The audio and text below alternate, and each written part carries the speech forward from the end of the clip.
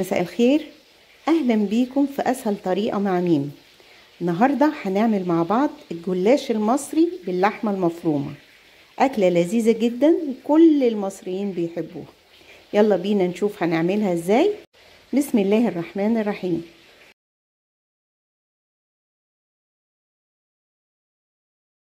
هحط اللحمه المفرومه بتاعتي على النار. هحط عليها بصلتين متوسطتين مبشورين، عليها كمان جزرايه مضروبه في الكبه كده. هحط ملح حسب الرغبه، معلقه صغيره فلفل،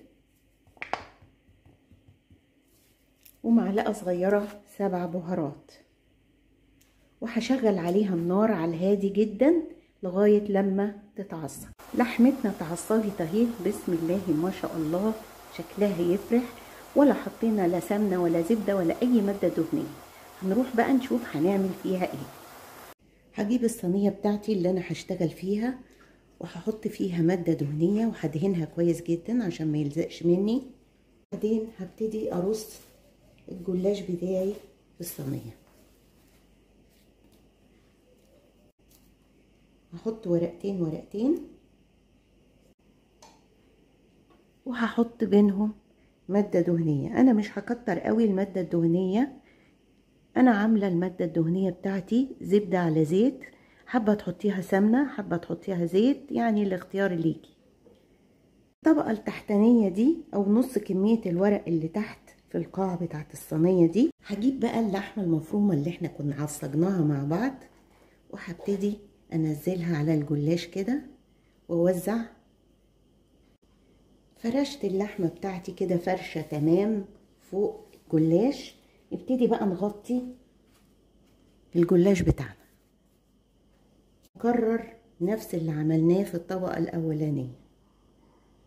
بعد لما خلصنا الصينيه بتاعتنا قطعناها، طبعا تقطعيها بالشكل اللي انت عايزاه.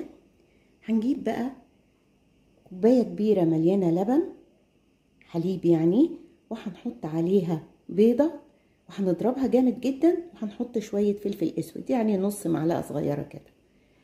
بس لازم نضرب اللبن في البيض كويس قوي. بعد كده هنشرب بقى الصينيه بتاعتنا بالخليط ده كويس جدا.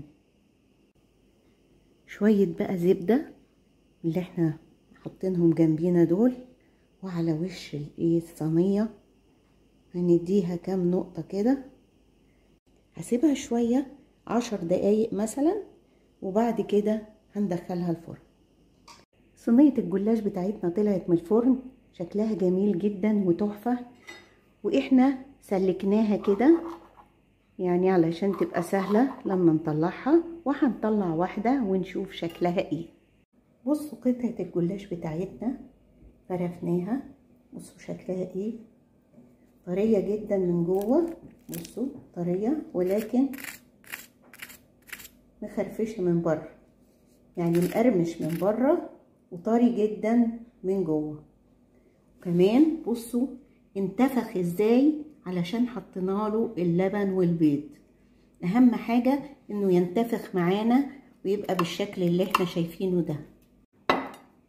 جربوه ان شاء الله هيعجبكم. وان عجبكم الفيديو ما تنسوش اللايك والشير والاشتراك في القناه عشان يجيلكم كل جديد. كمان ما تنسوش الكومنتات اللي انا بستناها عشان اعرف رأيكم في الحاجات اللي انا بقدمها. ودي كانت طريقة عمل الجلاش المصري بأسهل طريقة مع ميم.